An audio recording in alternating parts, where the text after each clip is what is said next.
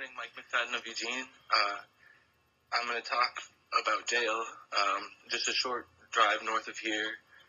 Last year, sometime around last year, a 19-year-old young man who suffered from a severe food allergy to any kind of dairy protein had a court case resolved in which he had to go serve jail time for his possession of marijuana. And he went and turned himself into jail.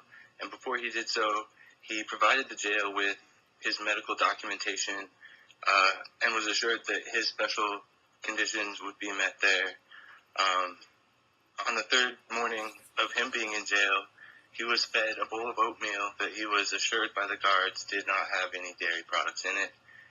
And 30 minutes after he ate the oatmeal, the records show that he was repeatedly pressing his buzzer for help and attention, and he later died of anaphylactic shock in his jail cell at 19 years old for a misdemeanor. And closer to home, we had Mark Kemp almost die of organ failure in his cell after days of dehydration. And, you know, when I myself went to take a little visit to your jail as your political prisoner due to your vote to close the R Plaza that does not belong to U5, Commissioner Sorensen, thank you for not voting for that. But, you know, I asserted a fundamental right that's, you know, fundamental to all of us, the right to remain silent. And for saying so, I was roughly shoved up against a brick wall and threatened to be stripped naked and held in isolation overnight as a means of humiliating me, not as a means of keeping me safe. And the justification for this is that you need to ascertain that someone's in a mentally stable state.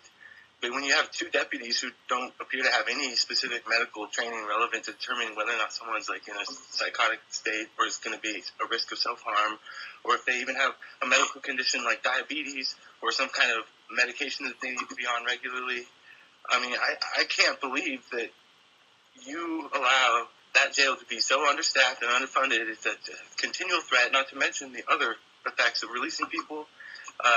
In my lifetime, I've had a lifetime that most people can't experience, but I've been very well situated to see what happens when public officials and bureaucrats let down people of all types. It doesn't matter who they are or what they've done, but, the systematic approach of, using this top-down imposition of power, like arresting people for standing under a free speech statue to make your political point that you disagree with the visual appearance of some people out there, when there are better, more effective ways of dealing with any of the negative behavior that they brought, is just unacceptable. And I am not going to sit by and stand and watch bureaucrats and elected officials, live the easy life, inflating their salaries, just continually insulating themselves from the effects that more average people have to suffer on a daily basis, not to mention the disadvantaged people who get squashed like bugs under the system, me being one of them. And I'm not going to tolerate it. And us young people are listening and watching and paying more attention than any of you might think we are. And we're coming and we're following along after you in your footsteps.